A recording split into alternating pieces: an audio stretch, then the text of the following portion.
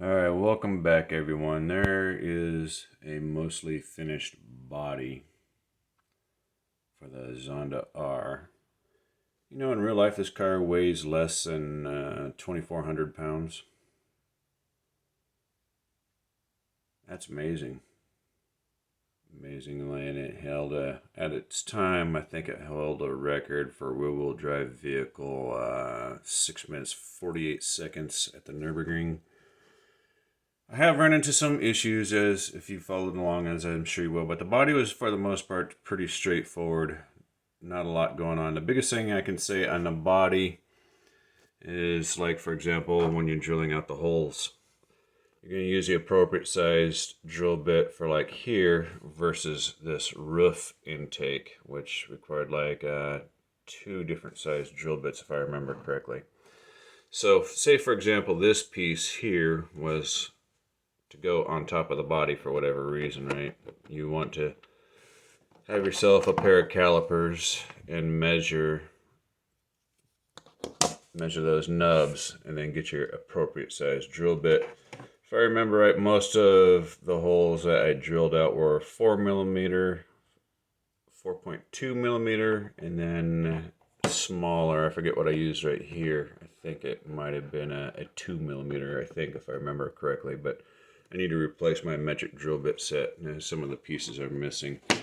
These are hard to find in the United States at your local hardware store, so I got these a long time ago on eBay, and they're very sharp. They're not the most straight drill bits. Some of them are kind of crooked, which is probably why they're only $19, but they were very sharp. But it's time to replace them. They're getting old and done.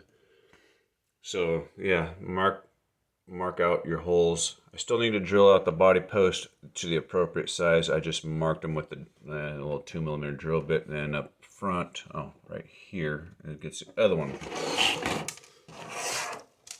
The mirrors, I did find on the bottom of the body there appeared to be some sort of mark, an indicator, and it looks like, well, roughly looking right there, that it goes approximately in the middle. I didn't put all the stickers on there. I wanted to keep it very subtle.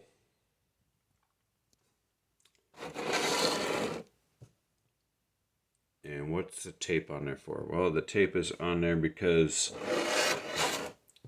this thing, let's see if I can get a little better light. This thing originally has a little lip that sticks out and goes out that way, and same over here. So I sanded them off flush because it looks like crap. It doesn't look like it's part of the vehicle. It just doesn't look good. I know it's a model and it's not that big of a deal, but I'm not going to drive this car anyway. So I use some modeling glue. How well it's going to hold, I don't know. I'm about to peel off the tape here in a second. This side here, I might have to turn the body over. This side here has a factory defect, but I'm melting down some ABS plastic. I'm going to see if I can build it up and fill it in. But let me take off that tape and see how well modeling glue holds to this stuff. It might do a little bit better since it comes pre-painted. It might stick to that pretty well. That doesn't look half bad. It looks better than the big square flaps that would be sticking out and on the side over here. Then it gets attached to the inside in here with some double-sided tape. I had a mishap with my rotary tool, so that's why that sticks out a little bit. I think I might take a little more of that ABS plastic that I'm melting down and just kind of make a new nose and feather it in, or I just might leave it alone. But the main idea was to build up that area right there and see if I can fill that in somehow. It won't have that texture that it has there, but it will look better than a gaping hole. The rear diffuser, it's not on there yet, and I didn't stick it on there yet because I wanted to show you guys. It's just your rear diffuser is all clear. When you get your packet, it will be totally clear. I simply sanded it with 220 on both sides, and I used the same paint that I painted the body with as a rear diffuser, except I held the can further away to get more of a matte type look, even though it is kind of shiny a little bit, but it's more of a matte type look. And I just did several light coats. I mean, from really far away, from like 15 inches away, I want to say. So, and this goes together pretty easily too. You get some fine thread screws and some lock nuts, and then they all get attached to this piece, and then that gets double-sided tape to the back end right there. The only thing that really blows me away that I found is kind of difficult is the rear taillight stickers. There's really, I looked at some pictures what I could see online of a real Pagani Zonda R. It looks like the taillights go up there on that little area, except the stickers that are supplied in the kit don't look like they fit in there. So I'm not going to mess with the red taillights. I'm just going to leave them in the package. Just leave it as is.